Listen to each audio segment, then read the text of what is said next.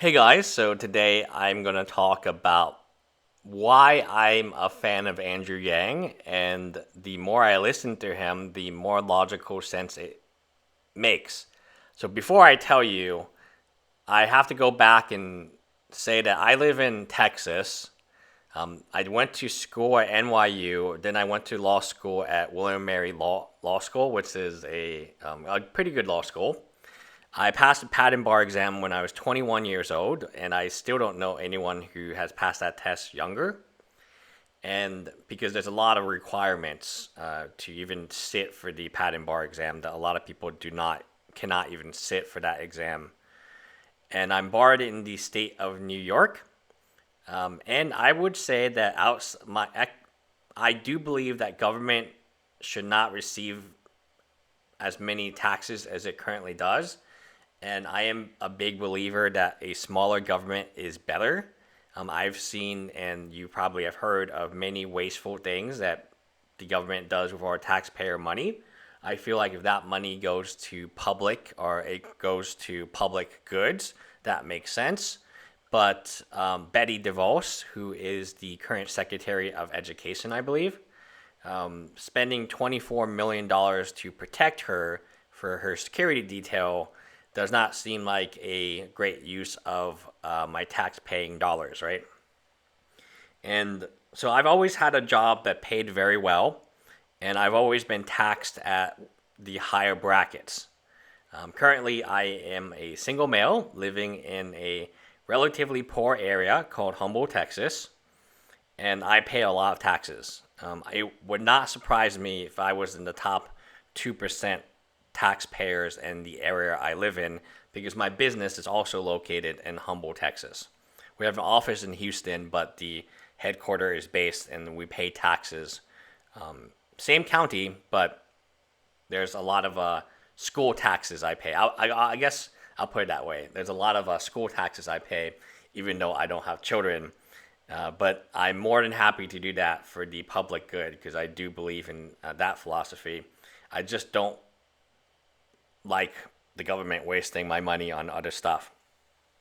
So, as a Republican leaning person, Andrew Yang's universal basic income initially did not appeal to me. I, as many others like myself, would say, oh, well, we're just giving free money to lazy people. That sounds terrible. So, you're going to take my money from my business and give it to lazy people.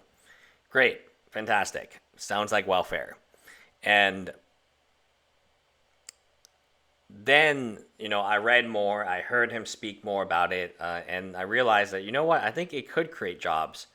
And the more I heard him talk, the more I realized that, hey, I'm thinking very pessimistically about, okay, we gave this guy $1,000. Now he's going to quit his McDonald's job, and now he's just going to do nothing and get $1,000 a month and supposedly live off that. That's a very pessimistic view on my fellow Americans. Andrew makes a very good point that perhaps there are entrepreneurs, small business people who are just waiting for an opportunity to take risk. And when I think about myself, I am very blessed. My parents came to America with $50. My dad was here. I was born in 1987. My dad was in the US when I was born in Shanghai, China. And he came here. And then 1989, of course, Tiananmen Square. So Nancy Pelosi and George W. Sr., they issue a executive order allowing the Chinese university students a path to green card citizenship. It's also called a blood card because obviously it refers to what happened in Tiananmen Square, where the Chinese government shot university students who wanted a democratic China. So if you were a university student in the U.S., not the best time to go visit China at the time, in 1989, basically. So I am very blessed. My parents worked really hard. They sent me to a great college. I went to a great college. I went to a great law school. My first job when I was 18, my first real job when I was 18, was working for the largest Chinese IP company globally of over almost 200 lawyers at the time. So I've started a business in a very poor area in Texas. Our crime index, 0 to 100, 100 being the safest and 0 being the most dangerous. Our crime index in Humble, Texas is a 0. Yes, a 0, meaning it's one of the most dangerous places to live in America.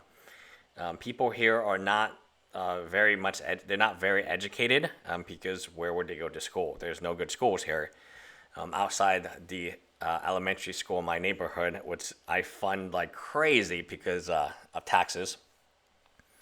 So the more I listen to Andrew Yang, the more I realize that he does have a very good point. And you have to bet on people. You have to bet on people doing good stuff, starting small businesses, being entrepreneurs. And if you give them basic income to live, to not worry about where they're going to stay tonight. And I live in a poor area. I understand these are concerns. I owned a Magic the Gathering store, for those guys who know what that is. And that's your audience, your clientele, if you will. They're selling cards very cheaply because they need to pay rent. They're always worried about rent. They bought some Magic card they shouldn't have. Now they need to sell it. And, the buy and sell price is very different for that type of collectible item. If you don't need to worry about rent or food or feeding your children or clothing your children, and that's taken care of, it's going to open your mind to other opportunities that you normally wouldn't take. And the more people take these opportunities, we would call them small business owners, right? So if you didn't need to worry about your basic necessities, and you could take a risk and a gamble and start a business online, it's so easy to start business now online, then that makes sense. So that's kind of what won me over to Andrew Yang. Was I realized that I had been thinking about it incorrectly, that I had been thinking about it as, oh, hey, they're going to tax me harder, which they may, and they're just going to give money to lazy people. When in fact, maybe the reason we don't have, and I believe this now, the reason we don't have small business, we don't have entrepreneurs, is because the one percenters have crushed, the hopes and the dreams of those who are on the bottom by making them work 9 to 5 jobs or 9 to 9 jobs or part-time jobs. I know many people in Humble who work for Uber, Lyft, and they have a full-time school teacher job, and they're not making any money. And they have 4 kids. It's how do you guys do it? It's really incredible, actually. And props to people who do that. But what if you gave them an extra $1,000? Wow, what a difference in their lives that could make. And why not? I mean, there's plenty of dumb stuff that the government's already doing with my taxes, including the $24 million security detail on our Secretary of Education. Why does, if the tide raises all the boats, and maybe the $1,000 doesn't mean as much to me as it would mean to other people in my neighborhood or in my zip code, 77396, or Humble, Texas, then they will have small businesses. I can do marketing for them. I can help them. We can grow together. I currently have 0 clients in Humble, Texas, because no one can afford my service. And then my services are not outrageously expensive. On average, let's say a larger marketing company in New York City will charge you $20,000 a month. I charge $1,500 for the same service. I'm just not this big agency in New York City, right? And I don't have that much overhead. We actually work from my home now. So there is that. We save a lot of money that way. When it comes down to logic and understanding, I think you do have to bet on your neighbors. You have to bet on the Americans near you, and that they will take that and run with it, and they will start a small business, maybe employ other people. There's no greater American dream than being able to provide for your employees, point blank. I really care about my employees. I talk about them all the time on LinkedIn and what we have, and I think that's why I'm so popular on LinkedIn.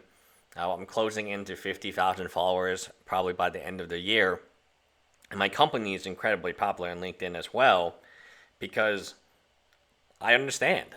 It's not that the duty of an employer is to provide for employees, to make sure that they don't need to worry. So, isn't that the same duty that the government has to its people?